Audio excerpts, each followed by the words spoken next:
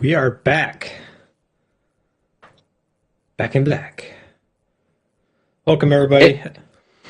It is Friday the 13th. Oh, it is. I didn't even realize that. Yep. My kids came back from Valentine's Day and they were saying that, oh, we got all these Valentine's Day. I never put two and two together to how closely related to the 13th that was. And it's not even Valentine's It's Day not yet. even Valentine's Day. I got to apologize to everybody up front. We're streaming really early for us today. The reason for that is I have taxes to do. I run a company and I got a lot of work to do. So my tax lady, she's like, you got to do it. You got to get it done.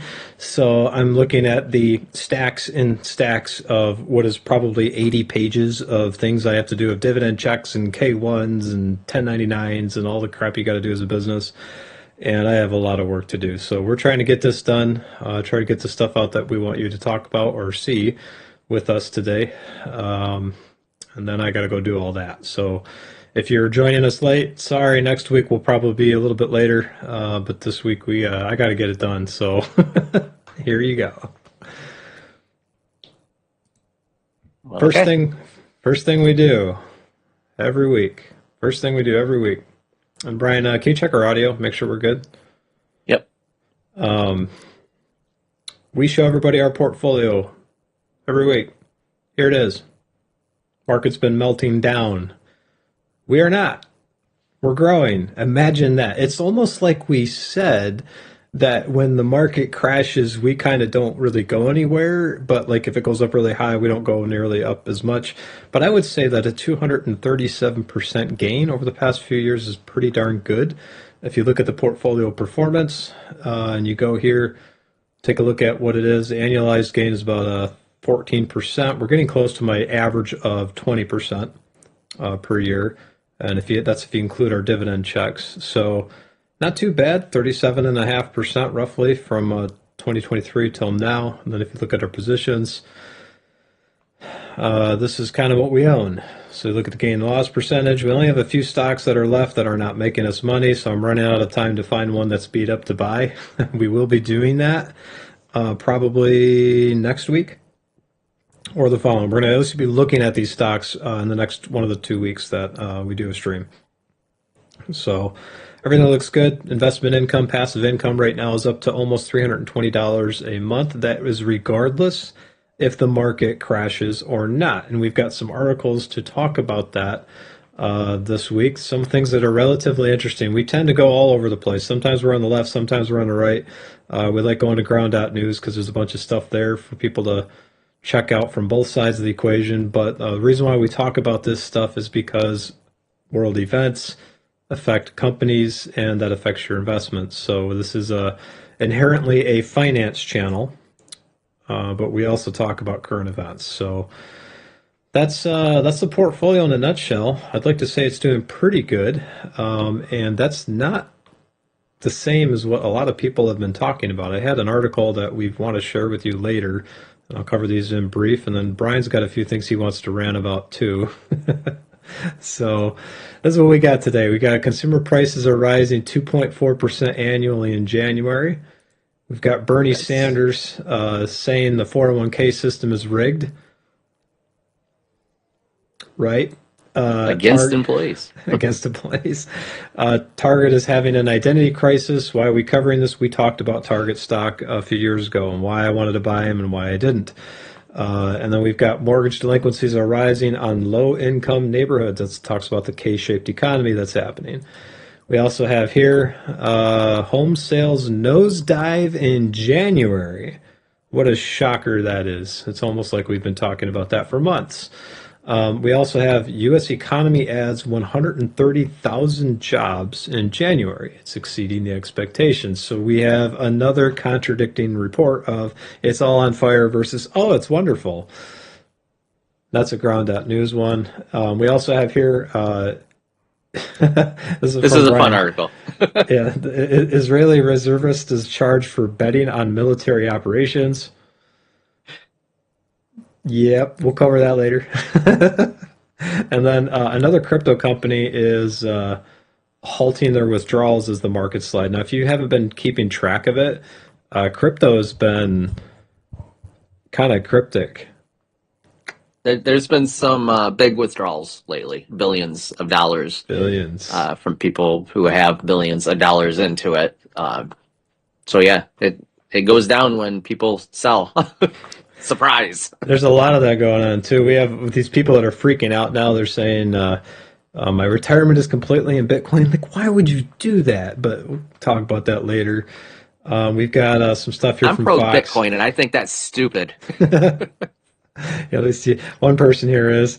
European nation votes to cap population at 10 million in a major immigration crackdown referendum. Why are we talking about this? Well, demographics affect housing markets, and we have a bit of a problem here, I guess, with division on who thinks should be, I guess, who's in charge thinks we should have in the country and who should be kicked out. But I want to show what happens a little bit with Switzerland, as they've just kind of let everybody in, and there's a big problem there. So only one House Democrat voted in favor of voter ID, proof of citizenship in U.S. elections. That's crazy to me. Fetterman, man, that who knew going into like 2025 that Fetterman was going to be the voice of reason on the Democrat side? You know, he, yeah, he's probably the only guy close to the center that's left, yeah. unfortunately. But he's turned out to be like reasonable, the most reasonable of the Democrats, and he comes in shorts and a sweatshirt with a hoodie to Congress. So And they say that that's guy disrespectful. he just doesn't care. So this is maybe we could start with this. We want to talk about one other company. We got there's a personal air flight, like a flying car company that's trying to go public. They sent me some information that they wanted to say, hey, invest in us, and we've got all these orders coming. The reason why I want to talk about this is if we get some people joining us in the stream later on that have questions about like startup companies. I had this question earlier. It's like, do you invest in these specs? Like, how do you make it big? It's like, well, you find a company like this that was positioned well. This company is not positioned as well as Tesla was during their inception. And then you invest at them at the beginning. Now, that is, if you want to talk about risk, I would say this is higher risk than Bitcoin. So Right. there we have it. So I'm going to go all the way back to the beginning, and we're going to just kind of keep this up here, just to let everybody know. I will not be going hungry. I will at least be able to eat from the dollar menu if there is a dollar menu somewhere if we go completely bankrupt. True. Is there a dollar menu left? It's not $1, but yeah, there's a dollar menu. What? How is it a dollar menu if it's not? Like, if the things are more than $1, then how is it not a dollar menu? It's like not everything at Five Below is Five Below anymore. Don't get it. So first things first, Brian, you had a article to talk about consumer prices rising 2.4% annually in Yep. January. So this was basically just showing that, things are actually doing better than what's reported.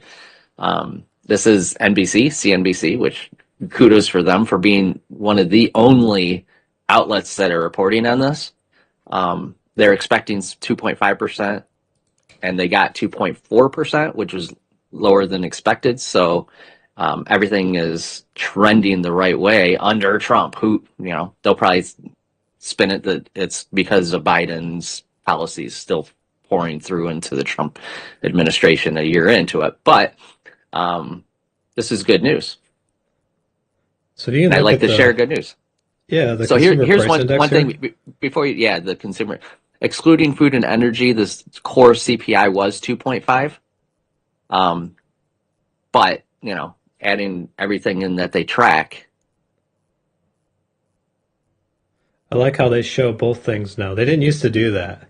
Yeah. I think enough people called them out on it and said, hey, that's not really Yep. the inflation number. So now they're tracking everything. And I think the Fed's goal is to keep it between 1 and 3, and we're kind of there. We're there.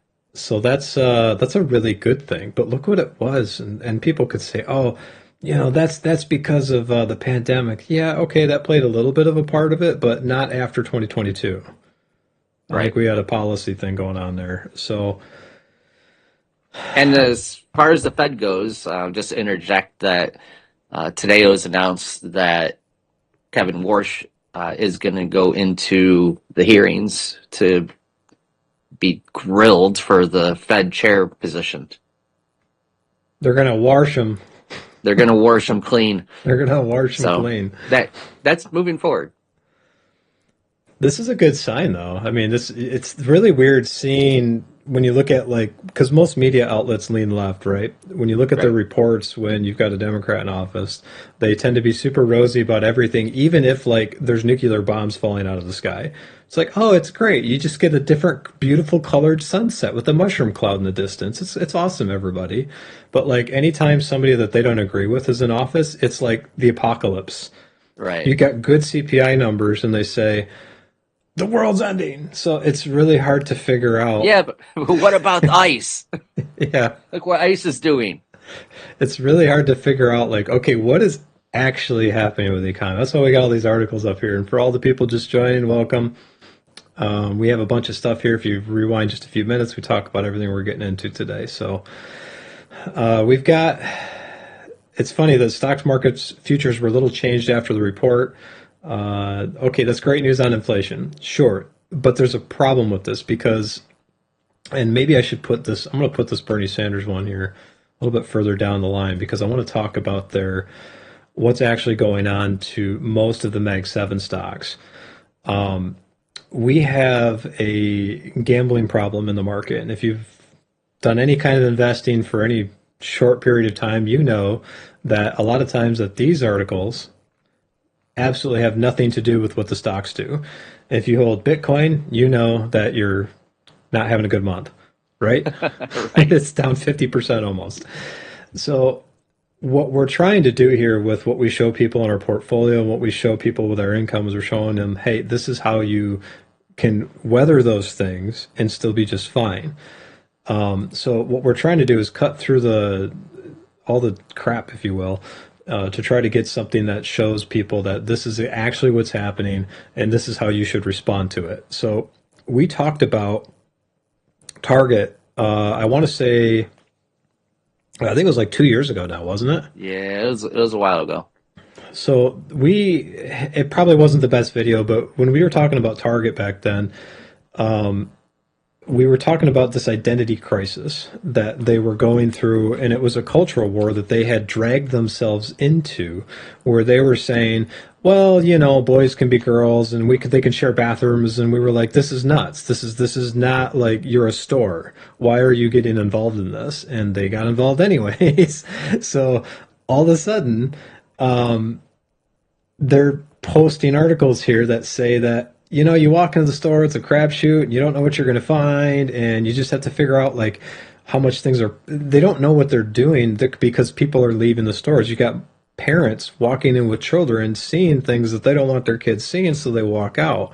And nobody at Target's actually admitting that this is going on. When we saw that that was happening, the share price was down at the time like 30-40%. I wanted to buy them because we like a beat up stock. We like companies that are going through a problem that we believe they can fix. In this case, these guys, they weren't fixing it, they kept digging. I have to admit, I didn't read this article. What is this actually? So this talks about, I just posted in chat for everybody. This one is they're trying to rebrand their identity, basically. And I would contend instead that if you read this, they're like, during the company's most recent quarter, Target reported a 3.8% drop in comparable sales and an almost 19% decline in operating income. When we look, if you go back 2 years and you look at our article 2 years ago, we talked about Target losing probably between 20 to 30% of their customer base. I was a little bit short, but pretty darn close. So foot traffic fell. This now people could say, oh, well, there was a big blizzard and stuff. Okay, yeah, that's fine, but people still need to eat. So the problem that we're running into is Target is competing with like Sam's Club, Costco, Walmart, convenience stuff. Like they don't have the bulk discounts. Amazon. Yeah, it used to be before that. You could go to Target and they're relatively affordable, but they admittedly said, yeah, we've kind of lost our way. We don't know really where we're trying to go with this. But the guy in the article talks about, where is it? One thing he says, It was a pretty good point. He mentioned like, okay, why would you go to Target over anywhere else? So essentially, this is their problem. I would contend that instead, that if you look at what's going on with this company, that it's not just the identity crisis that they're dealing with. The CEO is right. They need to focus on something. That's true. But don't get involved in culture wars. That would be my take. Like if you're a business, you're trying to do things publicly, don't get embroiled Yeah, into the problems of the left versus the right or any of that stuff, because what's going to happen to you is you're going to alienate half of the people on one side no matter which side you pick. So and they that's my take on all of this, on the companies, Budweiser, all of these companies. Know your audience and don't alienate them, right? The people who buy your goods or your services, know who they are, know what they like. This is your job, and don't alienate them for a smaller group of people, right? or a very vocal smaller group of people. Right. So they did that. And back then when we said, "Hey, we don't think Target's a good buy," and I think it's TGT. Is that Target? Yeah, Target. There we go.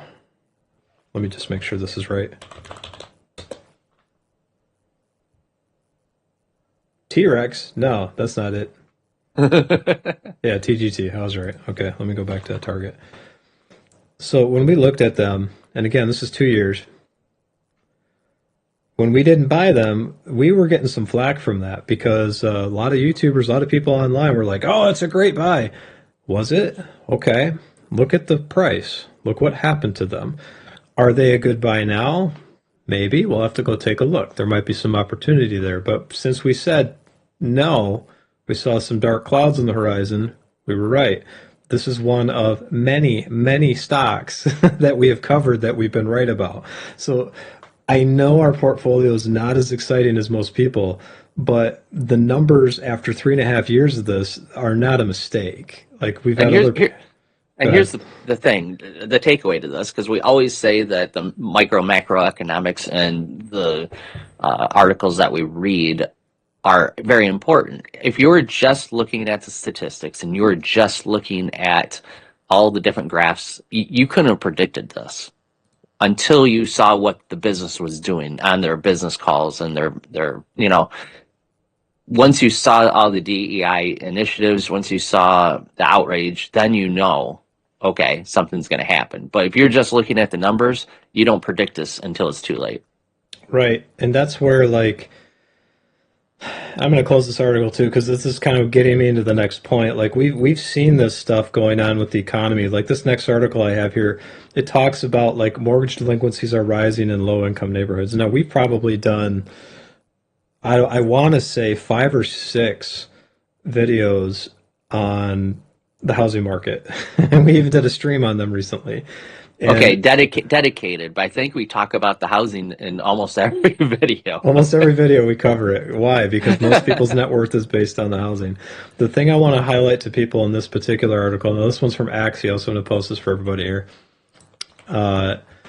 is that we have what's called a K-shaped economy.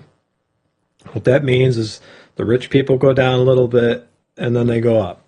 The poor people go up a little bit and then they go down. So essentially what's happening, and if you've watched all of our previous videos or if you've seen any of our previous streams, you know that we've been talking about the top 20% of people. At least you have to be in the top 20% of income to be able to afford the average house today, which is insane. So you've got a bunch of people trying to think that their house is worth $1 million, and it's not worth $1 million because it's only worth what somebody's willing to pay for it, or they can afford. And they're listing their house, and they think, and when they're telling their financial advisor that, oh yeah, I'm worth $1 million, they're not. So when we're talking about the K-shaped recovery, is the people who are wealthy can just say, ah, screw it, I'm going to buy this anyways. But most everybody else, top 10% and down, can't do that. So what's happening is you're getting like a reset financially of like, hey, let's come back to reality a little bit. And that's starting to affect things, and most notably local government. If you work in a municipality, a township, a county, any one of these places, you know exactly what I'm talking about if you deal with finances. They base their spending and their budgets based on millages. Millages determine how much money they have to like pay for police officers or cars or like commission on aging stuff or any of that. Like they have to have this, Schools. yeah, schools. So if you sell your house for 1 million, they get a lot of tax revenue. If you can't sell your house for $1 million and it goes down to $600,000, you're not going to pay $1 million home taxes. You're going to pay the $600,000 taxes. So their revenue goes down, which means loss of full-time equivalent employees. And people are like, well, Tom, why do I care about that? That's government. It's good that I pay lower taxes. Sure, I get that. However, government is the largest employer in the United States. And you could argue that, oh, well, no, it's in Michigan, it's Corewell Health. Okay, yeah, fine, that's private sector, but government dwarfs Corewell if you take the state and local resources that are required to run it by comparison. So if you shrink that workforce, you cause a recession. And natively, we have a lot of what's called the asset bubble popping. And this article here from Axios talks about these are delinquency rates rising by zip codes. So you can see what's happening by people who are more strained financially. They make less than $58,000. And just so everybody knows, the average income is about $69,000. Average household income is about $72,000 to $74,000 in the United States. So if your household makes more than 80 grand, you're above 50%. And we've had articles that talk about that. So here's the adjusted gross income. It's less than $58,000. 3% delinquency rates. That's pretty high. And this goes all the way back to 2016. And you could see that during the pandemic, nobody was getting foreclosed on. So this chart, I wish they would go back to the recession. They don't. You can get those numbers if you actually go to like the Federal Beige Book. They actually show some of this stuff. The Bureau of Labor Statistics has another pretty set of interesting reports that you can go back more than 5 or 6 years. But in this case, look at the people who are making $101,000 or more. They're still getting strained, but not nearly as much. This is what we're talking about when they're saying that there's a K-shaped recovery or there's a widening gap between the people who have money and the people who do not. Because the people who have money typically have a lot of assets that they invest with. So if you're talking about somebody who's making over $100,000, there's a pretty good chance that they have a 401k, that they might have a little bit of money in crypto, maybe a little bit in stocks, maybe something like that. But anybody below that probably does not. And I think it was Mitt Romney that said that 47% of the people would never vote for him because they depend on the services they provide. He was also referring to, this is years ago, by the way, he was also referring to people who didn't have any assets to invest in, and that's more than half the population. So when the stock market goes, you're going to see a lot of the people that are not necessarily the top 0.1%, but you're looking at the top 10% to the top 1% or maybe 0.1%. That's when you're going to see the net worth numbers decline. That's where you're going to see revenue sharing decline, and then you're going to see that finally hitting the rest of the economy. And that's what we're looking for. Why? We have an REIT in our portfolio. We have a bank in our portfolio. We're trying to figure out between those two when it looks like a good time that if a bank has to claim these unrealized losses, which most of the time they pass those off. They're not responsible. The consumer is responsible. But if the bank recollects a house that was bought at $750,000, let's say their mortgage had $700,000 left on it. They bought it, to 2022 when the prices were really high. And they can only sell it for $600,000, no matter the fact that the person was paying for the house for a few years. They got the interest payments and the bank still has the asset that they repossessed. They still lost like $100,000 on the deal. So with regard to the market, you really do have to pay attention to things like CPI that Brian talked about and this what's happening with mortgages and credit cards. Because last week we showed that credit card delinquencies were hitting record numbers too. So the other weird thing is like, okay, sure, CPI's looking good, but that's being caused by some of this stuff. When the market pricing goes down, they're like, oh, look, CPI looks better. That's a good number, but there's a cost to that. So here's the cost. We got this next article. Home sales nosedive in January as housing market teeters on the brink of a price crash. So now that I said all that, we've got this home sales were down 8.4% in January. That's the biggest decline in 4 years. I think the storm played a part in that. But you've got, according to a report from the National Association of Realtors, sales of existing homes fell from prior month to a seasonally adjusted rate of 3.91 million. They're saying it's disappointing, and they're talking about like the median listing prices are slipping under $400,000. This is contributing to the CPI balancing. Now, when economists say the CPI is normalizing, like we would say, hey, 1 to 3%, that's great. The Fed's doing their job. You got to remember that if you're trying to sell your house for $500,000 because you need it for retirement, or you want to buy another house, or maybe you had a job change, you lost 25% of the value of the house if you have to sell it for 400,000. That means Right. your net worth is less. That means you're doing It's worse. it's great for the buyer in the buyer's market, but if you're trying to sell, it's not so much great. Now, if you bought that $500,000 house for 200,000, then you're still making profit, but you you might be a little over pricing your house there. And Anyway, this is where we caution people when you're trying to say, "Oh, I'm worth this much." Be careful, because it may not be what you think it is. And there's a lot of people I've noticed, they will like to inflate what they think they're worth. This is why like everybody drives a brand new car on car payments. It shows that they're successful. I would then contend that that does not make you look successful. That just makes you look stupid because of the way people drive. The car's going to get dented next week, even if you had nothing to do with it. yep. So we're seeing a reset happen when home sales nosedive. This is going to affect the asset bubble. It's going to affect the housing market. It's going to affect the stocks. There's something else. So we have a thumbnail that we talked about where we had the Super Bowl event. We'll get to that, and this is part of it. So Bernie Sanders says the 401k system is rigged against employees. Did you read this, Brian? I did. You did. All right. So you have a rant. What do you think about this one?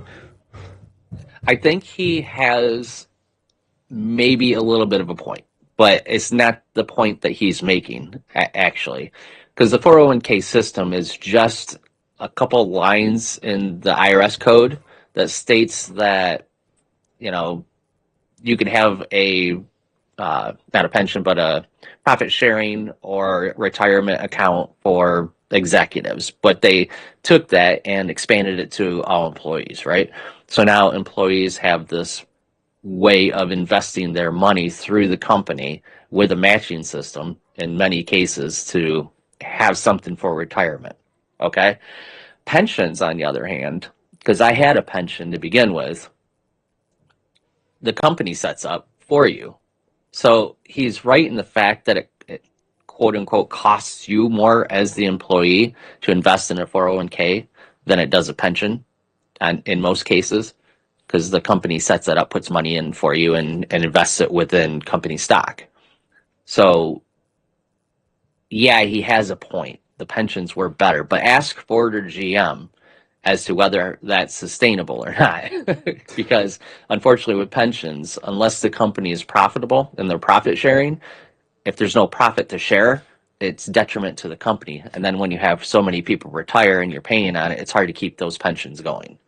401k, on the other hand, is a lot easier because it's being managed by whatever firm your company chooses. The employee puts into it, and it's a great way of saving money. Now, the detriments of 401ks are, one, you don't have, because they want you to have safe vehicles for investing. So they don't put individual stocks, and they don't put things that are pretty risky that could make you a lot of money early on in your life. But they do have, you know, like the 2030, 2060, 2080, 3000, whatever the ETFs and funds are that you could put your money into to get you 5%, you know, 6%, in some cases 13%, some years. The thing that I say to Bernie is, without this and without the company's ability to actually create sustainable pensions, employees are lost. They're not investing. So this is a way to get people to invest in their retirement. And it's pre-tax. It lowers your income, it lowers your tax rate for that year, hopefully. And he's missing the point on the whole purpose of a 401k. It was there for executives to have some sort of parachute, A right? golden one. So when they expanded it to employees, it gave them the right to that same parachute. I mean, of course, executives get better golden parachutes than employees, but the point is that it's there for employees to actually invest in an easy and understandable way. They don't even have to understand it. All they have to do is just check the box, say 5% or 10% or whatever the company matches or whatever they can afford, and just have their money go out. And then, when they retire, oh crap, I got all this money. I took away maybe something a little bit more controversial than most people would expect. Imagine that, Tom being controversial. That's something. But like he's advocating for a system that he's openly attacking. Like if you put it into a 401k, you mentioned this earlier, like an index fund, like why wouldn't you short Nvidia stock? Well, because anybody who's buying into a 401k that's indexed or an index fund in itself or an ETF probably is going to put a little bit of that into Nvidia. Just unknowingly, like, yeah, just it's just going to show up. So if he's advocating for a required plan for this, where everybody is just like putting money into it because they have to, he's advocating for the very system that he's saying is corrupt and like is a problem. Like you're telling people to do the very thing that you think is the issue. Like in fact, you're not telling them, you want to force them to. Like wait, wait a minute. Yeah. The biggest user of the system says you must use the system to fix the problem. If I'm going to take anything out of this, I would say create a profit sharing system within your company so that a portion of the profits get put into funds that all the employees get to split, But yeah, his idea is kind of weird because he's very big on socialism. Take all of the profits and split it among the employees and take the salaries of the executives that make millions of dollars and then distribute that also to even the playing field and the salaries of everybody underneath, right? So to your point, for him to go in here and say everybody should have a pension, blah, blah, blah, blah, the company, it's kind of going against his belief system. That's what I was just going to say. It's like I think this is kind of against his own. Like he's for it, but he's not. Yeah. It's like watch what he does, not what he says, for example. So I think this is kind of something that a lot of people don't realize. You look at our thumbnail, like, okay, what are you actually getting at? The point is that a lot of people don't realize this is actually going on, and that by keeping people divided this way or just simply uninformed about how things actually work, they can just control you. So they can get you really worked up over something that actually doesn't mean anything. It makes no difference. Not going to change your quality of life. Not going to affect your children. It's just going to keep you part of the hamster on that treadmill that just goes nowhere. So yeah, I really don't understand his statement that 401ks are detriment to employees. I thought you would, because like Brian, you've done pretty well with your 401k. I was like, I wonder what he thinks about this, because like he's been one of the exceptions to that rule. Right. If I didn't put into my 401k early in my life and I didn't have any other investment vehicles, I wouldn't be where I am today. Right. I mean, luckily I put 20% in. I thought, whatever. And the max is 20%. I could afford that. Right. I was making a whole 40 grand a year. So and he works for our company, so he's still making a whole 40 grand a year, like 30 years later. So that inflation, it really helped me out. But my point is, if I didn't put it in when I did in my early 20s and let that grow for years, then when I did start investing, I was in a decent spot already with my retirement. So I just don't understand his viewpoint. Now, the one thing I don't like about 401k is once you leave that company, it kind of ends because you can't put into it anymore.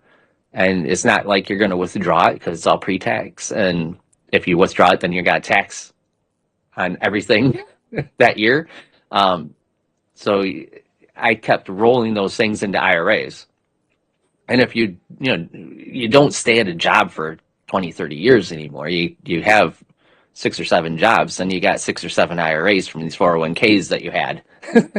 Man, what And it's happened to hard to, that though? Like, shouldn't it? I would like to think that people would value other people's existence, work ethic, things that they've done in the past to help make things happen a little bit more than they do. But we have the stock system that values the almighty dollar more than the employee ID badge number that you have to carry as you walk around. right. I think culturally that's a big problem. I would But like to be able to take have the idea of taking the 401k, roll it into the next company's 401k. So if you say you built up $50,000 in your 401k, you work for them for a few years, you take that 50,000, put it into the next one, and you just start out with 50,000, and you continue on. It's just a rolling personal 401k that the company puts into. You just transfer it. Unfortunately, it doesn't really work that way. so what do you think You, Bernie would say about this article I got up here from Ground News? I don't know if you that read there's this one adds yet. 130 jobs or 130,000. Yeah. So I got something to say about this one. Did you finish your thoughts? I don't want to cut you off. Yeah, that was my 401k rant. Okay, that's a pretty Like good rant. he's an idiot when it comes to that, at least. Or he's just a completely brilliant genius who is just advocating for the same system that he is weaning off of. Right. I mean, it could. There is a better way. There has to be a better way, right? Than 401ks or pensions. I'm sure there is, but we just haven't figured it out yet. So this article we have, I just posted this, says the U.S. economy adds 130,000 jobs in January, exceeding expectations. Unemployment falls to 4.3%. Everybody knows I tend to vote to the right. Everybody knows I'm a Christian. But I don't necessarily agree with the right report, and there's a reason for that. Probably 17 years ago, when I was learning a little bit about how these reports actually worked, I read an article that said due to population growth, just the native population of people coming into the workforce, in order for the labor market to simply break even on unemployment and like job growth, you had to have 223,000 jobs added every single month. Now, this was like more than a decade ago. So it's probably different now. Maybe the immigration stuff that Trump's cracking down on, maybe that applies for it. But like the numbers that I see that his administration is doing versus like what Obama did all that time ago, it's the same per month. So that doesn't really affect it. Maybe the people self-supporting are creating this issue. But when I see an article that says 130,000 jobs in January exceeding the expectations, what I see is negative job growth. I don't, based on just population demographics. So when you look at the ground.news report here and you go the bias comparison, it's actually quite interesting. So I clicked on it and it says the left-leaning outlets frame 130,000 job additions as a mask for a stalled labor market. I would agree with that.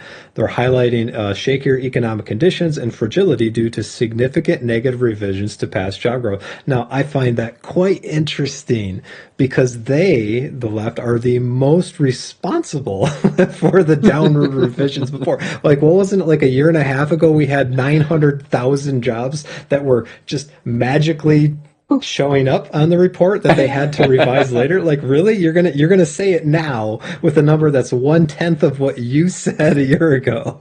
So that's I'm just like, wow. Okay. So conversely, the right-leaning coverage celebrates a Trump boom and a gold. Of course, it would be gold. Anything gold. The best It's the gold. golden age. Nobody does gold. Like, yeah. So the golden age of America, Nobody touting has added more jobs than me. touting a strong start and a blockbuster report. Now, I will admit that, sure, it's a good report to be between the 1% and 3% numbers that you want to see for the CPI, so that makes the Fed's job a little bit easier. But at the same time, I would not call this a golden age of America. We just talked about the housing market person trying to sell their house for $500,000. Nobody can afford it, so now they got to sell it for $400,000. Their net worth out of most people, the median income or the median net worth of most people is based out of their house. So their net worth dropped at least 20% by doing that. So if you were one of those people that lost 20%, would you say it's the golden age of America? No, I don't think you would. So maybe what they're doing, I could see on the right side where like, okay, 3, 4 years from now, okay, I could see manufacturing picking up, the billions of dollars coming back into America. But by the time all this stuff happens, Trump's gonna be out of office, we Right. think. And But like he's gonna be out of office. if So there isn't a disciple to pick up the mantle and the torch to keep it going, it's all going to be just dismantled if the Democrats get in. So, so one thing that I want to say about the golden age that we got our problems. America's got problems right now, yes we but do. don't forget this is still the best country in the world to live in. Still, Yeah, no even with our doubt. problems. So, the people getting down on America, yes, get down on the individual systems that are breaking down, but don't get down on America. America still is the land of the free, the home of the brave. So it's still one of the best countries to live in and one of the most opportunistic that you can make yourself into something from nothing, you know? I would say, and add to that too, look at what's going on in other countries. I mean, if you ever sponsor something like the Compassion International or American Red Cross, or you do any of these other like nonprofit organizations that go to other countries and try to donate, I mean, you look at the corruption that they have to deal with. Even Bill Gates, when he started his foundation, he found out that the biggest problem to get vaccines out to a lot of these places was just like the corrupt governments. Like Right. you can Having to give people bribe all the money, governments. but And we're not even talking about looking at, oh yeah, look at Iran or Syria or, Israel or Russia, how they're living. Look at the UK. Like, it's supposed to be one of our equals. Look how they're living right now. I or mean, even it's Switzerland. it's not great. Like we have this article here about Switzerland, um, where they're talking about the European nation votes. This is I know this is Fox News, so they're pretty right leaning, but European nation votes to cap population at 10 million in major immigration crackdown referendum. Why would they be doing that? Well, the Swiss party gathered enough petition signatures to force a June 14th referendum as foreign born residents now make up 27% of the population, 1 out of 4. That's a crazy number. So imagine like you have this Swiss culture, or like where the town we live in is very heavily Dutch, and all of a sudden you shove in a completely different culture with completely different ideologies, different moral Values. system, different values, different family things, and all of a sudden like the children that you are raising and what you expected to be normal is all of a sudden completely getting like thrown into the wind. Complete Right. upheaval. I would have a problem with that. And I got a big problem with that too because they come in and say, we have our culture and don't tread on our culture. You're discriminating against us. Well, I mean, this same is true. You're coming into our culture and trying to change our culture to match better with your culture. You don't discriminate against our culture either. So and they it left goes for both a ways. reason. Yeah, Like the they reason you're immigrating to America is because it's a great place for opportunity. You want a better place to live. So, and then you come in and say, hey, down in America. No, you can't have it both ways. so they're talking about the SVP. This is Switzerland. So we're not talking about the United States, ironically. So for all those people who just got triggered, different country. Sorry. So that said that more than 1 million immigrants from the EU came to Switzerland from 2024. The problem is the referendum is going to like piss off people in the EU because now they can't send people to Switzerland and they got to figure out where to send them. So the party called the situation uncontrolled immigration, saying the majority of Swiss population suffers from increased demand on environmental resources infrastructure. What you just said about the UK, Brian, is true. There is a lot of conflict happening because they're not like doing this the right way. They're just throwing things to the wind and expecting people just to like, oh yeah, get together and get along. That'd be like trying to say, hey, Rosie O'Donnell, you and Donald Trump should go on a date. Just I'm go sure out that'll and work out talk good. about your problems. Yeah, it'll be fine. Just it'll be fine. It's kind of like Adolf Hitler and Jesus, chilling, hanging out like bros. I don't think that would happen. Hitler was actually a pretty religious guy. Uh, yeah. He didn't show it. Sure did not. So we've got they're trying to limit this population here where they're saying the population reaches 9.5 million. The government may take steps to curb the growth, introducing measures on asylum and family reunification, noting that many immigrants, primarily Muslim men from North America, the Middle East, and Afghanistan, enter through asylum applications. So my biggest problem is the same one I think that you have, Brian. Like, don't attack the culture you're going to if you are fleeing the culture based on a probably legitimate asylum request. Some of these places, I just look what's going on in Iran right now. I think Yeah. I've seen reports, official reports are saying closer to 7,000 now, but I've seen stuff coming out of like the nonprofit organizations saying, and even from like major media sources now, it's closer to 36,000 people. I saw an article that was earlier We're this talking week. murdered in the streets. Yeah, murdered. People protesters murdered. I saw an article earlier this week, and I didn't want to post it because there's graphic images and stuff in there, where they were saying, I guess they're going to hospitals now for people who protested that are like on support and stuff and just shooting them. And I guess according to the Starlink people, so Elon Musk like smuggled in Starlink devices so people can like get the information out, which, good for him. Um, but I guess they're saying there's over 210 people that has happened to like yesterday alone. So you can look it up, double check me, fact check me if you need to. But even if it was 10 people, or if the one like we had across the lake there, I don't think that'd be a good thing. So the statement that like the United States is a terrible place, no, I don't think that's right. I think the fact that we're able to have discourse and conversation and actually talk about things is a major win. But not a lot of people are seeing that. In fact, I see a lot of things that they're talking about where they just want to silence the opposing viewpoint. I think that's dangerous. Don't do Very that. dangerous. Yeah. Debate. Because Like Joe Rogan said it best. And I can't even say it. Can't even. So I'm gonna paraphrase here. The way to counter bad speech is better speech, right?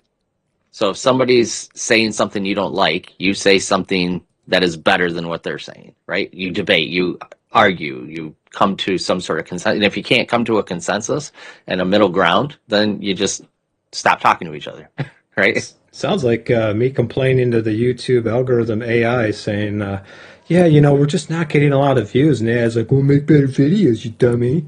Yeah, do it. Okay, Mr. What's wrong with Beast. you, Mr. Beast? Yeah, he's got like so many things going on. Anyway, So the reason why we brought that article up is we have this is incredulous to me. Goes into the division discussion, goes into everything else. So we have John Fetterman. I guess I think he was the one, right, that yeah, voted this Fetterman. way. Yeah. So John Fetterman, the only center-leaning left guy out there, possibly left in the whole planet, decided that he was going to vote in favor of proof of citizenship when you're voting in the United States. And to me, I read this and I thought, okay, that's crazy. You have to pull an ID when you're going into a bar or getting alcohol or for like any number of other things. Getting Drive. onto a plane, drive. Like there's so many things that you need your ID for. Why would you not need it to vote? Unless, of Agreed. course, they're trying to throw the election, but Most citizens have an ID of some sort. If it's not a driver's license, then it's like the Michigan ID, that it's not a driver's license, but it's just an ID to like buy alcohol and do things that you need to do, like you can't drive. So there are it's precedents. There's precedents out there for IDs, and I agree that you should have to identify yourself as a voter. You have to register to vote. So you already registered, right? So you have to prove that you're that guy that registered. I don't see a problem with that. I don't either. This is the point where like why we have the thumbnail picture the way we do. It's like, look, people, there are things going on behind the scenes that are a little bit more involved than sound bites. Yeah, And the fact that they can keep people divided just based on like these little soundbite talking points and keep the problem just like the Energizer Bunny, it just keeps going. It yeah. doesn't stop. It's like that stupid song that's stuck in the back of your head for the next 3 months. And for God's sakes, quit calling people Nazis like they're out looking for papers, showing me your papers. That's one of their big arguments on the left, is that it's going to turn into some sort of Gestapo, and they're going to be throwing people who don't have their papers into ovens, right? It's just like, you guys are not in touch with reality. Too It's not like divided. that. Like Too a divided. police officer has the right to ask you for your ID now, right? If they think you're doing something bad. I mean, you don't necessarily have to have your ID on you and whatever, but if you don't show them your ID and they have reasonable cause, they can arrest you. you know? This is kind of where, like, I wish more people would understand, like, how the financial system works, what the Fed is actually doing, what the big demographics events, like politically, if they're going to pass policy or something, how it affects these stocks, how the businesses that have public issuance of shares, like they're SEC regulated, hire people. Like, you got to understand the big picture and understand what's happening. And really, what they're doing here is they're creating a talking point to divide people's opinions so that they can continue to control the situation. The only reason why I would believe that the left wants to make this happen is because they know they'll lose the election. Well, I'm I would convinced contend that it's to instead. get voters. It's to Yeah. bring voters in, millions of voters in, just so they could put them in places where they know they're going to lose, like Senate races or congressional House races. Put them in those places so that they up their vote count. And to me, that's like, that's so corrupt. That's so evil, so wrong. I would say instead of maybe doing that, give us better candidates. Amen. Maybe, how Yeah, about younger ones? Let's if try you people would have from a new generation, huh? given me somebody better than Trump, I would have voted for him, right? But you gave me Kamala and Biden, and you said that Biden was sharp and spry and can run a 100-yard dash.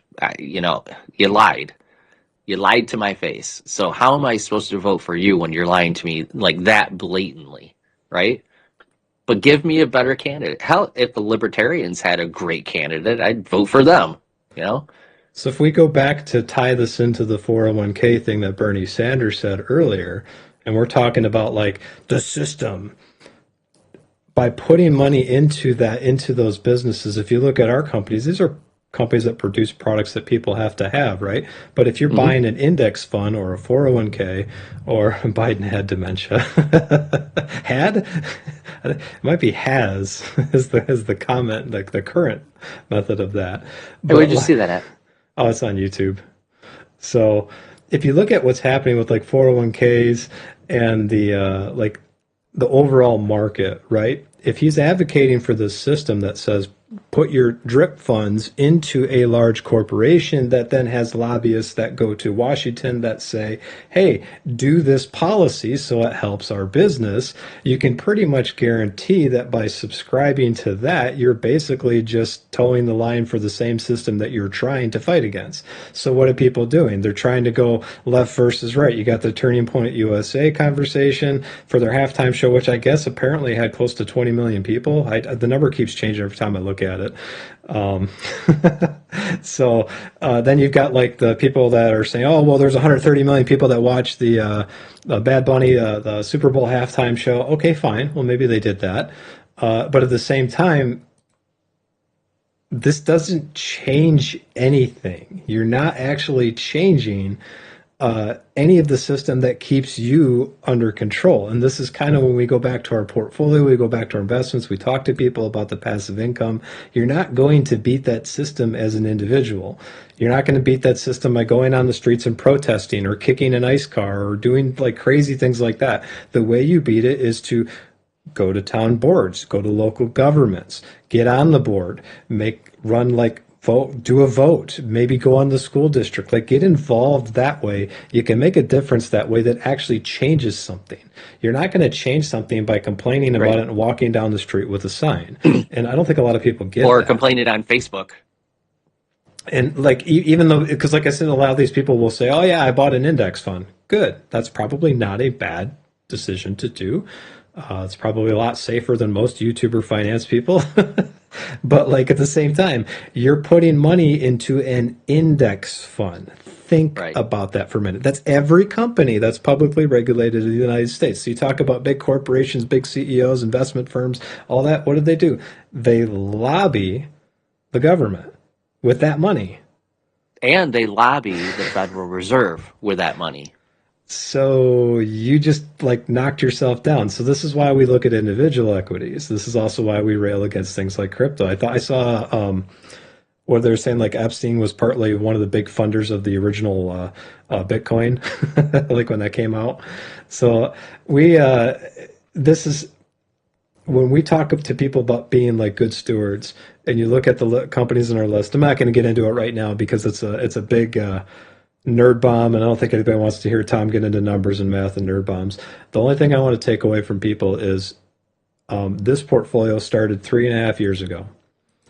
Most of the companies in this portfolio, just with like $400 a month as the original investment, are on products that people have to have. So regardless of who's lobbying who's in charge, what division there is on left versus right, I'm pretty sure people are going to need to use, well, I hope, are going to use toothpaste, toilet paper, shampoo, put a roof on their house. You would hope that they would have these Yep. things, and that you're going to be just fine. This is one of the reasons why I say this, because, like you just said, Brian, the moment that, like, if let's say if the Democrats win the next election, okay, well, fine, they're going to undo everything the Republicans did. Okay, well, what if the Republicans win the one after that? Well, they're going to undo everything the Democrats did. So, like, you're not going to get anywhere, at least not over a long period of time.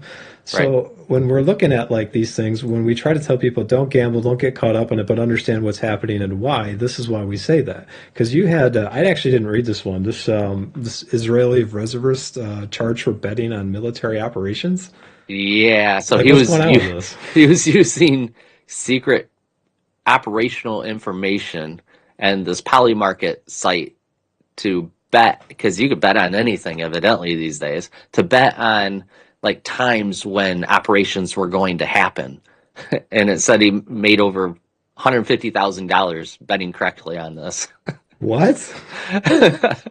Until Shine Bet and the defense ministry went in and investigated and found out that he was making all these bets. It's like you can't use leaked information on a betting site for operational, because people could use that information that you gather to figure out when they're going to get striked upon, and then it blows up your operations. But it's like You can gamble on anything today. like crazy. That was the thing. It's like, what, people bet on this? People bet on military operations, when they're going to happen and what the outcome is going to be.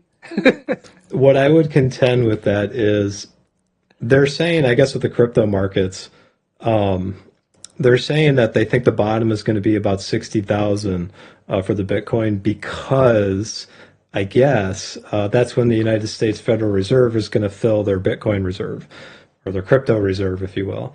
I'm not sure about that. I don't even know if I want to try to predict the bottom, but I would say that that guy that's doing that, that's gambling. I would say that if you're betting on a currency or even a business that doesn't actually have a product, that's also gambling. If you're trying to do options, you're trying to do a covered call. Now, covered calls and calls themselves, they're probably less risky than trying to do puts or shorts. But at the same time, I would say that's also gambling. The way you want to do this is look past all the fluff, all the division, all the talking points, all the things that the people in the media will try to like divide you by, and try to find a small percentage of profit on products that produce things that people have to have or use, and you'll be just fine that way.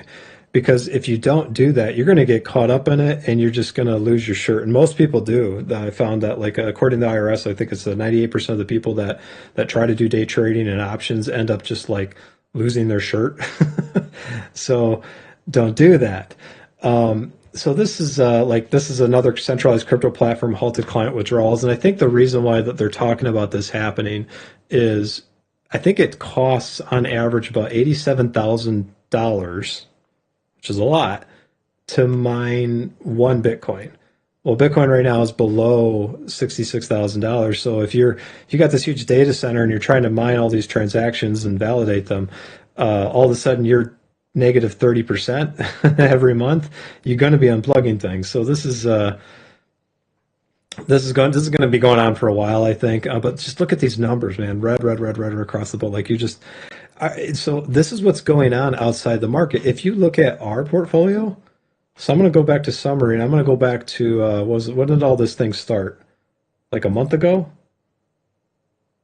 We moved. What did we start at? 114. We're at 124. So we went up. This is what we've been trying to say to people. Like, stop getting distracted by things, stop being divided by things, stop virtue signaling on your investment decisions, stop gambling, and realize how the system actually works. Now, does this mean that, like, I'm Jesus and I can make all the best decisions in the world? No, that does not what that means.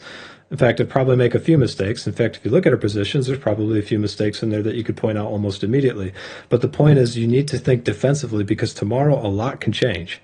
Almost Hmm. overnight. Your entire financial situation can change overnight, and you need to be prepared for that. And the fact that most people are not is why nobody, in fact, I guess according to, I was looking at one of the Schwab reports, is I guess most people only have $89,000 in a retirement account. Like, to me, that's like, I don't even think the number there is a lot. It's like, are you serious? They got nothing. It's like Damodar told me, you got nothing, my friend. So don't get caught up in the fluff. You're getting caught up in the signaling. These people, so like when they issue a share, they don't have to pay you back. In fact, somebody called me out on that. They were saying that, when I told them I view it as a loan, they're like, well, it's not a loan. It's like, I know that. I know it's not a loan. I know they don't have to pay me back. I know that they're just trying to raise equity to grow their business. And we've got a business here that we want to look at. But I also know that if it's my money, I see it as a loan to them that they have to pay me back. So I want to know how they're going to do it. I want to know how long it's going to take them. I want to know what they're going to use or what they're going to buy or what they're going to produce to get me that money back.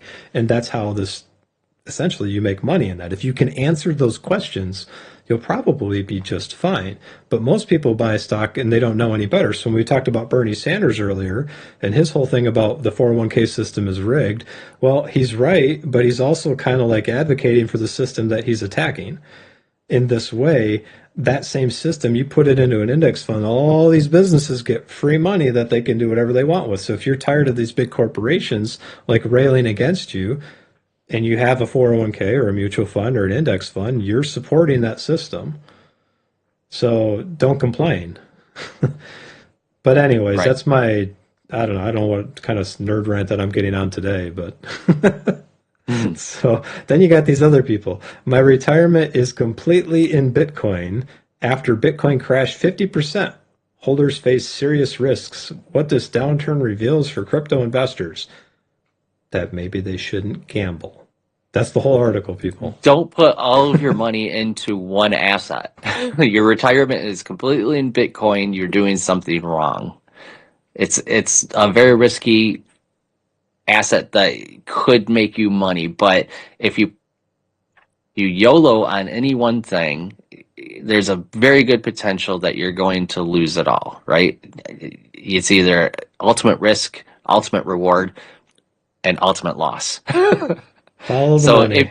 if you want to do that, then you need to have a portfolio like we have that is sound and has a solid base to it, and you're getting money from that. Use that money to put into Bitcoin if you want, because that's money you could stand to lose. But don't put money into Bitcoin that you can't stand to lose. Now, do I think that Bitcoin's going to zero? I don't think so. I think that the people who play the game aren't going to allow that to happen. Might go down to 40, might go down to 50, who knows? But it's going to eventually go back up. I saw a guy who I don't remember what his name was, but you hear about that guy that had a short position on Bitcoin where he would buy it at 1 penny? Like you could be holding on to that for a long time, dude. Yeah. But the point that the point that I'm trying to make, we're trying to bring this all to kind of a head here is we were looking at Intel stock like a year and a half ago. And there was a concern about TSMC, Qualcomm, and some of the other ones. Like 90% of the chips were coming out of Taiwan. And now, like even Samsung, all these big manufacturers are, oh crap, China wants their land back, I guess. If you don't know the story, there's a whole bunch of stories about what actually happened with Taiwan, and that's not this topic of this conversation today. But they've realized that there's a problem, so they started building all these facilities, and Intel was one of them that said, hey, we're going to build a bunch of stuff here in Pennsylvania. During the Biden administration, they were supposed to get $12 billion, and to help do that, and they didn't get it. So you got all these macroeconomic and conflict things going on that are affecting this business, and they're not doing so good. They weren't keeping up in the chip manufacturing space, but like politically, the administration wasn't friendly to that either. So now you got this administration that says, "Hey, release the funds, give them that." This money, and all of a sudden the stock is like, oh wow, how'd you know? It's like, well, we've been researching this for years and years and years. And what I would be telling people about this is, sure, you can track this stuff. You can like know the finances inside and out. You can know the business inside and out. But let's say you're a Republican, a Democrat wins, and maybe they're not friendly to your business. Or let's say you're a Democrat, a Republican wins, and the same thing happens. You're going to lose your shirt. So you got to pay attention to the big thing. And I think the thing that most people miss with regard to how the corporate American system works is money drives a lot of things. Oh, that's an easy thing. You could just say that, Tom, that's duh, gong show moment. Well, yeah, but there's a little bit more to it than just that. Money talks and bullshit walks, right? Yeah. I mean, the thing you've got here is if you go to Google or I don't know, I can go to Google. Why not? Let's look at Google News here. You go to ground.news. These sites, so back in the 90s, I'd like to highlight something to people, wonder why things have got so extreme. Like, why is it so divided right now? Well, you had major news networks, NBC, ABC, you had Tom Brokaw on the night news, you had all that stuff going on. When people tuned in to get their news, they either got it through a newspaper because the internet wasn't a big thing, or they got it through their nightly news. Like families sit down and watch the news. So you'd see it that way. Well, those were contracts where they had advertising agreements that were carried out for years or many months or whatever. Fast forward to internet comes in. And now all of a sudden you have like people starting to check for news online. Like Facebook's biggest revenue source is ad revenue. And they say that even, I think Elon Musk even said that most people get their news from X now. That's what he says. So like, you changed the paradigm shift from the major like News Corporation. News Corp was now all of a sudden having a big revenue problem, and the only thing people were clicking on were the things that were the most interesting. It wasn't a structured, scheduled program that said, we're going to talk to you about the things that we think you're interested. It then changed to, hey, I'm looking at this website and that looks interesting, so I'll click on that. So everybody else that had all these things that they thought was interesting, they didn't click on any of that. They clicked on the thing that they thought personally was interested. So what you had then is, grandma cooked the world's largest cookie. That article. That's right. Not, well, before the ahead. internet, they had a captive audience, right? Yeah. So you had Channel 8, Channel 3, or ABC, NBC, CBS, and even before Fox News was a thing, right? So, and CNN. So you had those major outlets that had their news that you tuned in at 6 o'clock or 8 o'clock at night to get your news. And you just watched whichever station that you agreed with or whatever. And those are the news articles you got. And they had to cater their news to what they think everybody wants to watch, right? To get the views. And so people didn't have a choice. Yeah, they didn't have a choice. It was either that or the newspaper. So, and you had to read that. So they had a captive audience for decades. And then the internet came about. And then you had people who maybe even left the news industry to start their own internet news. And they're doing a good job, and they made sense. So people are leaving the stations and going more to the internet based. And this is kind of what's happening when you look at like, why are we so divided? Well, I would contend that right now, the major income source for the people that were telling you what's happening in the world changed. No longer is the audience captive. The audience can kind of go anywhere they want. This is why you saw like Comcast and Charter and some of the big corporations trying to like censor what they were showing people on the internet. Like you got a charter account, you're going to go to this website first. There was a big thing about the freedom of the internet. I think that was like 2013. I think I remember seeing all that stuff they were talking about, where they didn't want you to censor what you saw. They would keep the internet open and free. Well, by doing so, which is I agree with, I think it needs to be open, but by doing so, you are effectively giving that captive audience like free range. You're a free range chicken now, so you taste Yeah. better. So in this case, with regard to the news, big corporations start losing money. Well, if you're at the head of the corporation, you don't want to lose that money. So how do you fix that? You Yeah. stop publishing grandma's largest cookie articles And and you start publishing super extreme stuff. yep, the sensational stuff. And I think there's a double-edged sword with the free and open internet. One, you get free and open, you get to talk about whatever you want. You're not, you just have to debate back and forth what the greatest and latest thing is. But the problem is you could say anything. It doesn't necessarily have to be true. So now, instead of a curated and hopefully vetted stories that, to the best of their knowledge, is true, you have to decipher and disseminate all these other people saying different things to figure out what the actual truth is, even more so than back in the Walter Cronkite days. You know what I'm saying? Yeah, I would And it's say that hard. It's that's hard that's for the fake news, average Brian. person. That's what I would say. There's fake news out there. There is. And yeah, we did talk about JP Morgan Chase. They still end up with like what was it, like $9 billion or something like that, even after the slap on the wrist. Right. Oh, And the be, JP Morgan? Yeah. yeah, and because they're a public company, they next time somebody gets a paycheck and they put it into their index fund, they get a little bit more money. Like, boy, they really felt that one. I'll never do it again, except for 10 years later. You delayed my purchase of my third tennis court, you jerk. I My needed yacht, that. my yacht needed a smaller boat to to go to shore with. My version of that would be like I buy a used pickup truck, put a Geo Metro in the back of the pickup truck, put a bike inside the Geo Metro, and put rollerblades inside of the bike, like the backpack carrier that you can put on those, just in case any one of those things breaks down. I can still get there. All These right. guys are putting like yacht boats inside of yachts and then helicopters on the boats. Like, yeah, no, that's not I'm thinking like, toy boats.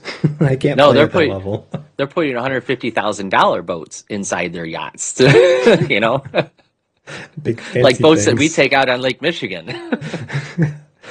Yep. So the last thing I wanted to get at today was this Doroni personal air travel vehicle investment. There was they had this thing that they were running. It's like, hey, you can get your shares at $3.21. Now, the reason why I'm showing people this is I want people to understand that there's a part, if you read The Intelligent Investor by Benjamin Graham, if you like nerdy books like that, and you go back to one of the chapters, they talks about you can see anytime you see a surge in IPOs, you can pretty much see a recession coming.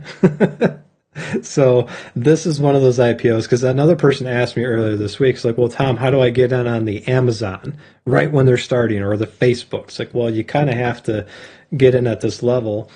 And am I saying that Doroni is going to be the one that makes it big? I actually don't have that crystal ball. I think there are quite a few businesses trying to combine the flight of drones and the AI technology that keeps them balanced with like a vehicle that flies through the air that you can drive as easily as you can do a car. I'm a little bit concerned about the way people drive in 2 dimensions. Not sure I want to add a third dimension to that, but Well, I state that the only way this is going to work like the Jetsons. We need the Jetson, graphic, but soundbite. The only way this is going to work is if they are self-driving or at least self-navigated to be in flight lanes so that people aren't crashing into each other. Because, one or two is fine, but once you get thousands of people driving these things in the air, I mean, aircraft traffic controllers have a hard enough time keeping just the commercial airlines from hitting each other. I'm I gonna mean, be morbid imagine. for a minute and like censor myself later and apologize profusely. So sorry, I didn't mean it, and say that. Well, maybe just give them the car and the problem sort itself out after a while. I probably shouldn't say that, but Uh, no. The idea here is when we're talking to people about how you start your portfolio, and again, this is a fresh start portfolio. yeah. Avoid the division, see through the crap, make sure you invest in companies that produce people that products that people have to use. Rely on this number as a qualified dividend. Now, if you don't make a lot of money, you don't have to worry about huge tax bills.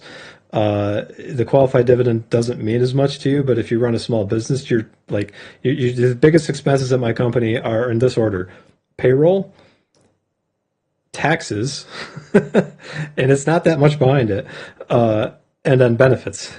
Like it's crazy how much the small businesses will pay in taxes, whereas like public companies hardly pay anything in taxes. It's ridiculous to me. But I would rely on this number for your retirement, passive income, whatever it is. So make sure the companies can afford it more than I would rely on, oh, we're making 30% per year, or, what I made 10% in a month or whatever, because this number goes up and down all the time. Yeah. If China does do the thing where they start this war or we end up bombing Iran, which actually might happen, and I think they have it coming, quite frankly, what they're doing there is just completely evil. Yeah. 37,000 people, I guess. So, like, That's terrible. that's going to affect the stock market. So try to rely on much more conservative numbers. Don't think your $200,000 home is worth $1 million. Don't sell yourself short like that. But like if you're looking at trying to jump into things, we did one stock. Don't get us wrong though. Having your portfolio go up is a good thing. No, it isn't.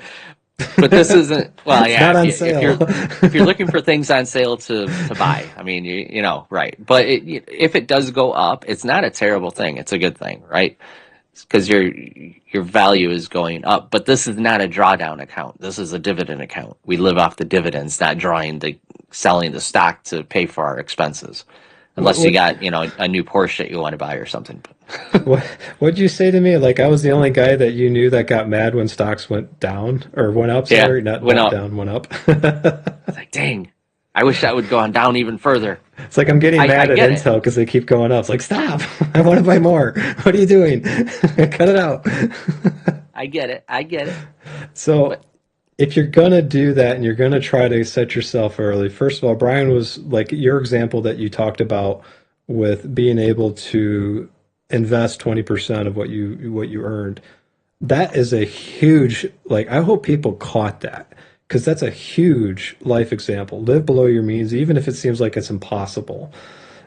So once you've got some of the foundation here started, I would consider this the foundation. I don't even think this is not a lot of money. This is not enough to like really say, "Oh, I've made it," because you can get stepped on real quick. One accident, one medical issue, whatever, it's all sure, you gone. could buy a Lamborghini with that and You not be can. able to afford it. But Aren't those worth yeah, like 300,000? I don't think you buy well, a some of Lamborghini them with that. you could buy $100,000 Lamborghini. In Michigan? Yeah, no thanks. I did a pot roll and pot roll. What's a pot Pot roll? roll. A pothole? Yeah, pothole. Say that right. We had that for Thanksgiving, a pot roll. Pot roll. I did a But pot yeah, roll no, with my pothole, and no, it's you just couldn't afford the insurance on it once you got it. yeah. Speaking of insurance, I saw that Florida's average insurance rate when I was looking at State Farm is like $14,000 a year for the average house. Holy crap! So That's that's a highway lot. robbery. That is. So don't live in a high risk zone, I guess is the lesson there. But so back to the all of this, the point where we're driving home to here. No, don't close that. You closed it. That was the ground dot news, just the base website. Yeah, go back to Ground Dot News because I got something to say about Ground Dot News. Okay. Since they won't sponsor, no, they won't. They haven't sponsored us. We haven't asked. I found a problem with Ground Dot News because if it doesn't have enough, because it has the left wing and center and right leaning, and it categorizes them. If it doesn't have enough articles to formulate a proper one, it'll take the same article let's see, which one was it? Scroll up a little bit. There's one I was looking at. Your, This one only has left coverage. There's no right. I don't know, your homepage is different than mine. But there's a article that I was looking at that Reuters did the article for, right? And then it had four other articles, investing.com and a couple others, that said it was left, center, and right, and then Reuters. And I looked at them, and it all was the same exact Reuters article. Oh, really? So it's taking the Reuters article and saying, okay, because these guys posted it, it was left. Because these guys posted it, it was right. And because these guys posted it, it was the center. It was the exact same article. They did change it, I noticed, in a couple different places, these news sites, but for the most part, it was the same. So it's like, I don't see how this is that right and that center. It's whatever Reuters wrote. That highlights So the whole there's, division thing. They only show you which they want you to see. yeah, so I think there is some AI sorting in this that might not be perfect, but No, I just thought that AI is was going to take interesting. over the world, man. What are you talking about? They're take your job tomorrow. AI can And do that's everything a person can do and better. You want to love life? Just go to Elon Musk, ask for one of his Optimus spots, and he'll figure that out for you. In fact, I and think he's that's talked about that. that's when capitalism dies.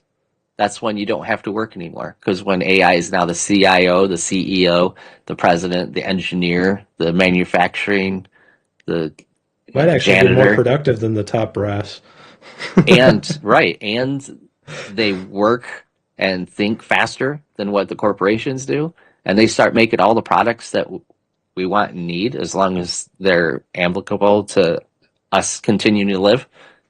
That's when we don't have to live. We don't have to produce the products that we need to live or want, the TVs and the cars and all that stuff. And Somebody's got to buy them, though. they're innovate. You don't have to buy them.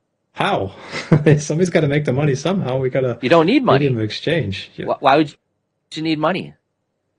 Because the AI will go out and mine the materials to make the supplier products to give to the manufacturing to make the things. There's no money in there. You don't have to pay anybody to do any of that.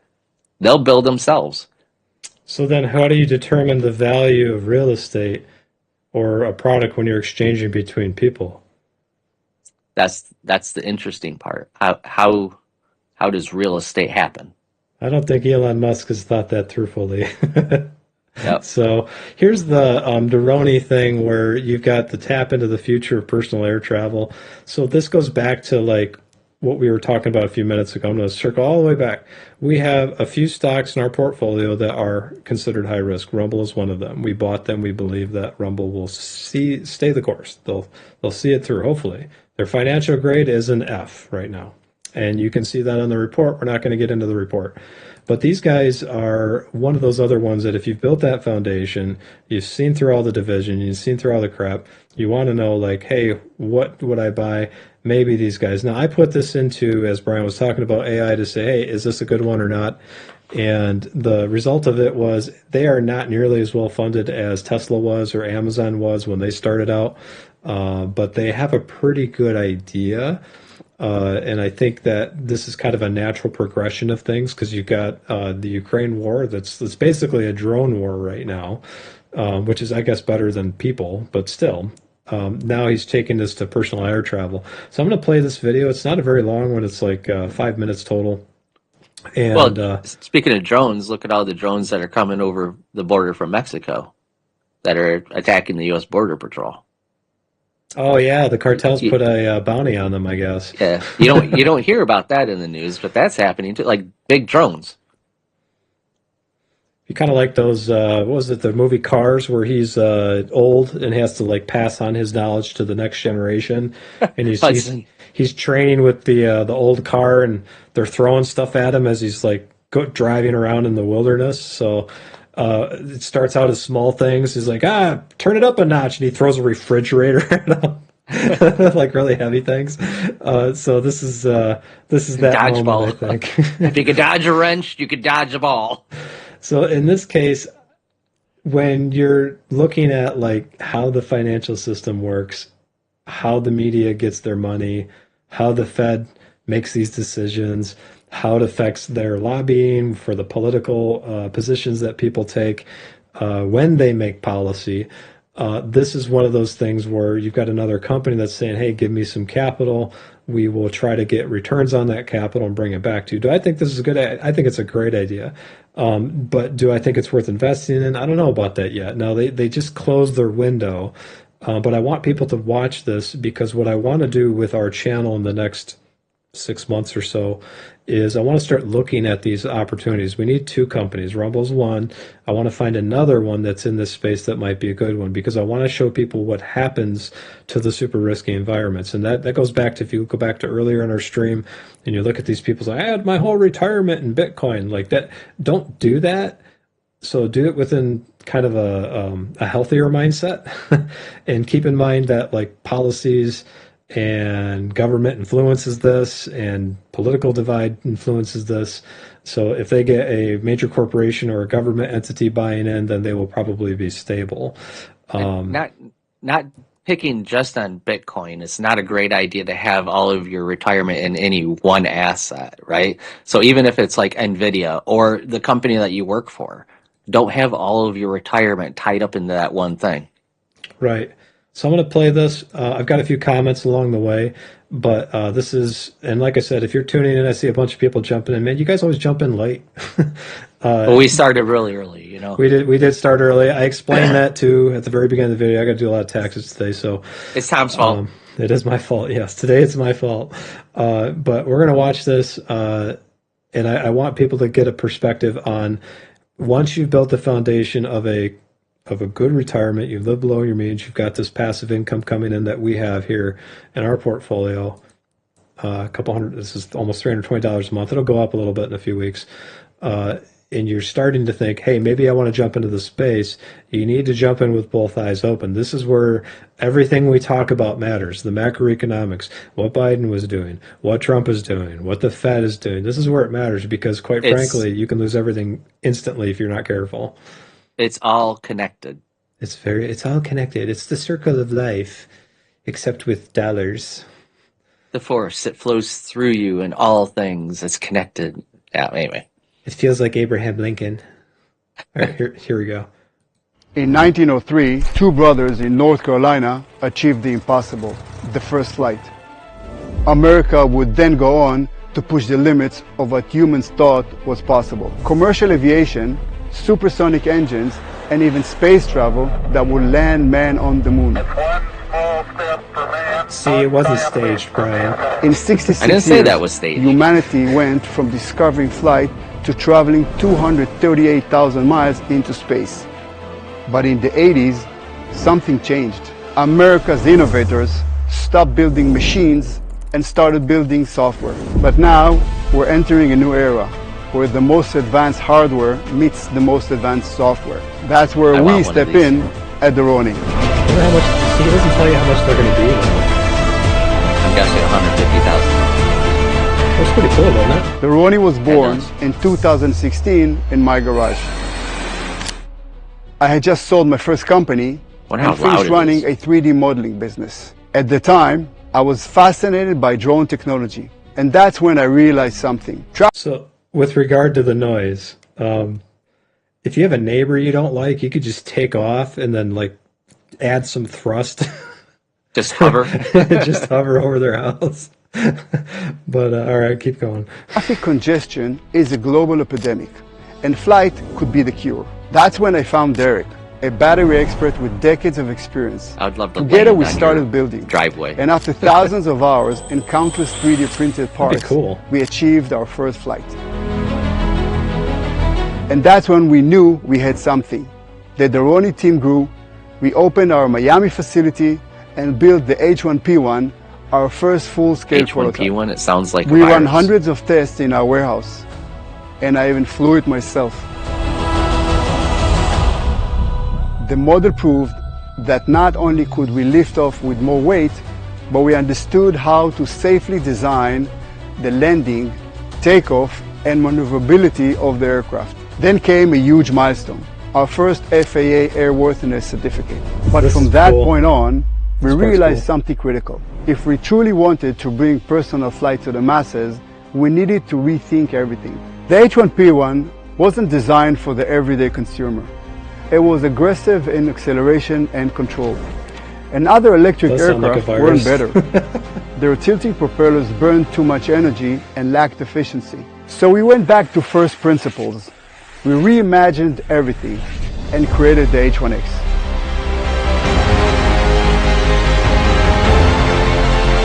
Our patented That's a pretty cool stationary looking car, though. I ducted gotta admit, fans I do like are that. embedded inside the That is. wings, providing stability and efficiency, while the wings add lift and elegance. A parachute system for safety and a design light enough to I was gonna ask qualify if there's under a the big parachute or FAA's new something in case you sport crash, aircraft like you category, said.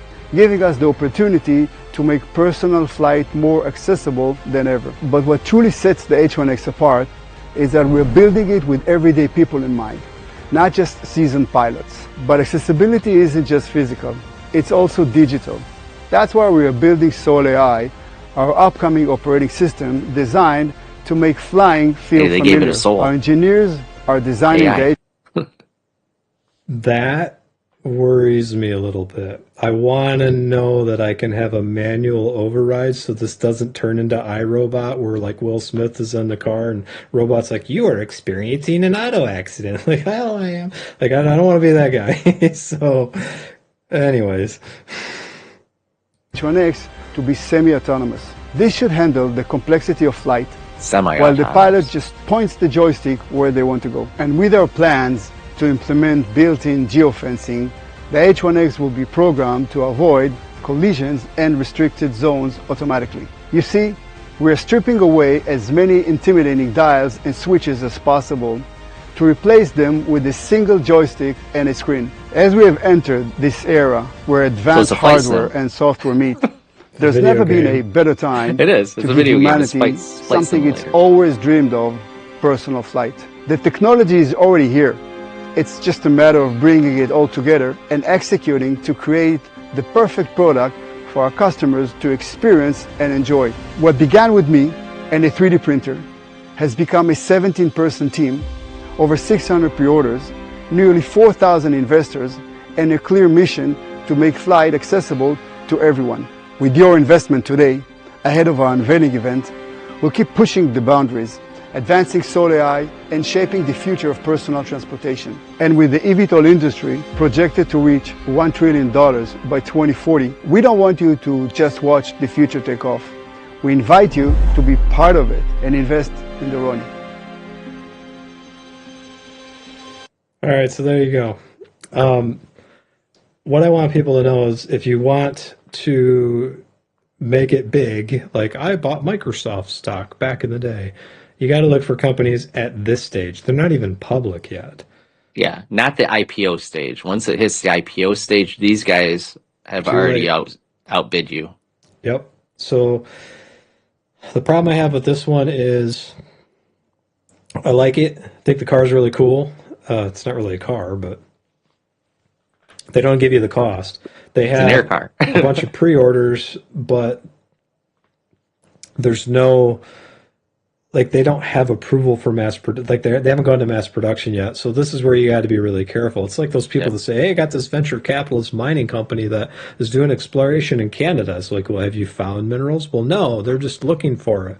And they get billions of dollars of funding to go look and nothing actually happens. Do I think it's a worthwhile thing to check out those kinds of things? Yeah. Do I think these companies should not exist? No, I think they should. I think what he's doing is really cool.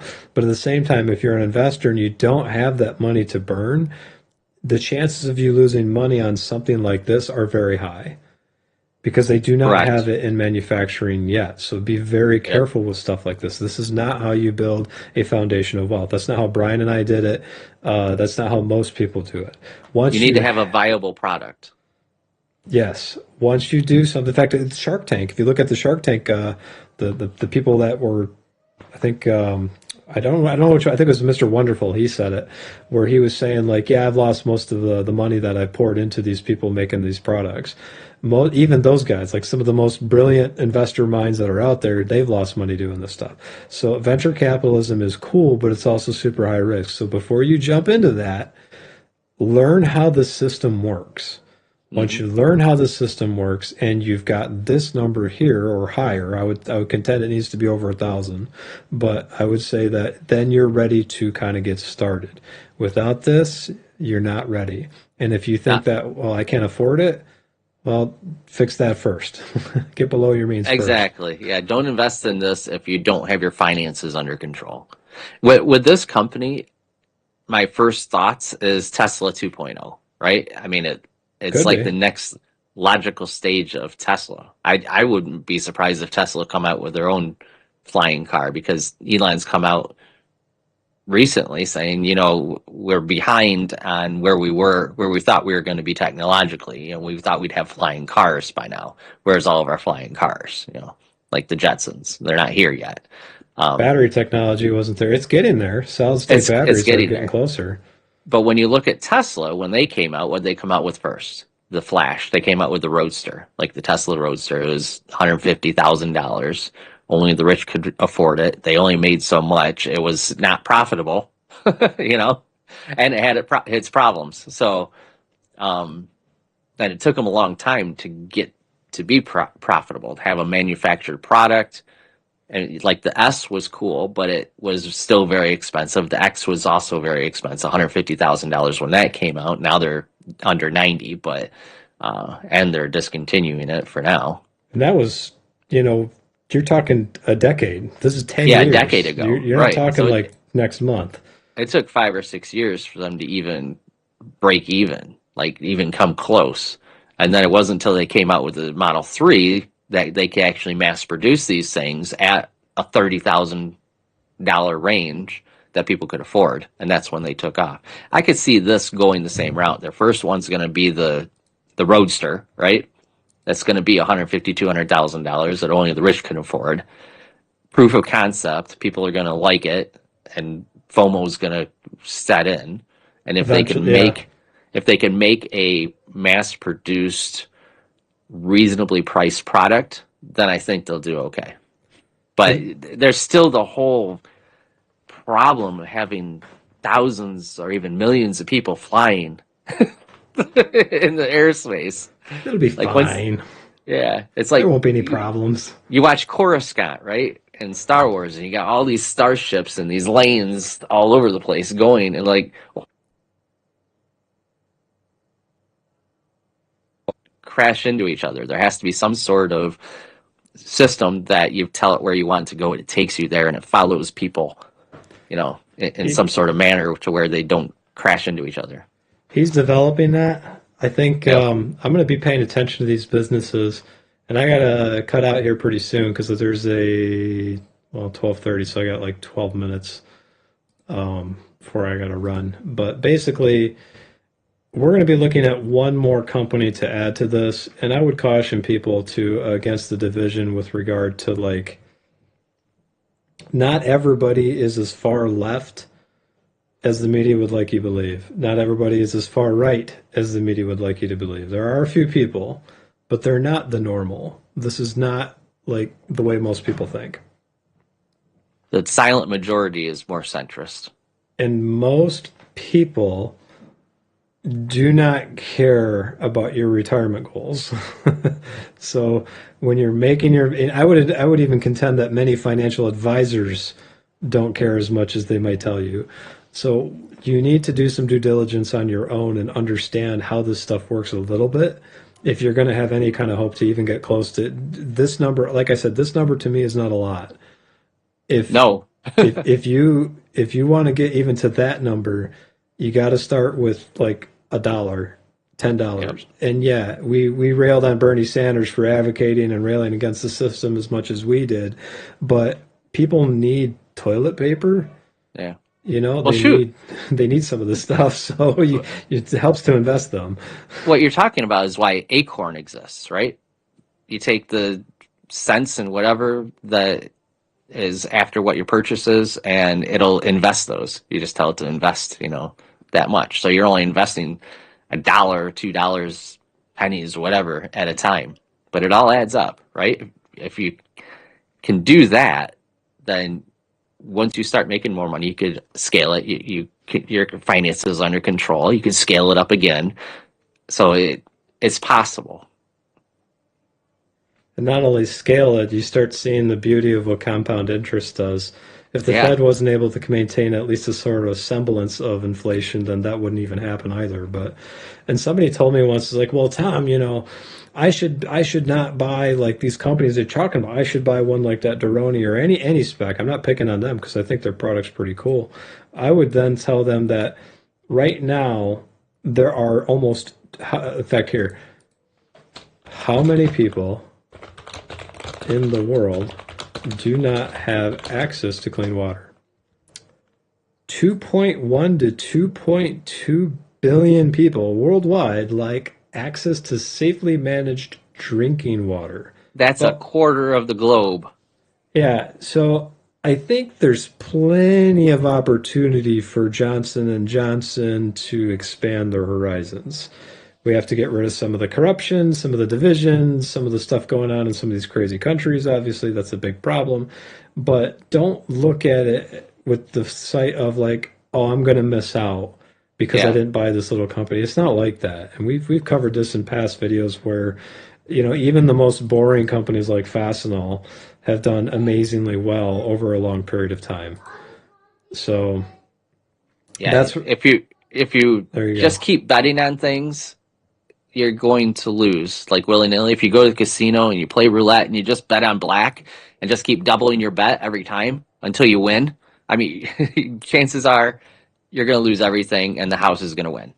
Maybe 1 in a million you're going to hit that thing and you're going to double your money or whatever, but you're betting on that chance and you're going to run out of money before you hit it, more than likely. And they So, know that too when you walk yeah. in there. So don't do that. Right. So I got to run.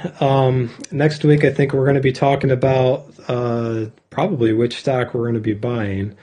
I'd like to caution people again, just be careful with what you read in terms of how divisive it may be. We covered Yep. why.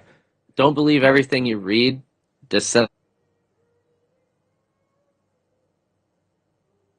opinions on it, and then decipher what the rational thought is and what the truth is into that. Right. And with regard to your own retirement and your own money, play it safe. So appreciate everybody Seek a watching. financial advisor. Yes, yes, do that. Um, but we appreciate everybody watching. We'll be back next week, Friday, probably later in the day. And if you got any questions, anything you want to hit us up with, you can go do so on the YouTube channel or Rumble. Send us a comment, and we'll throw it into our to talk about list. So, you got anything else to add, Brian? A bunch, but we don't have time. So, Oh, okay. as always, Happy happy investing, investing. everybody.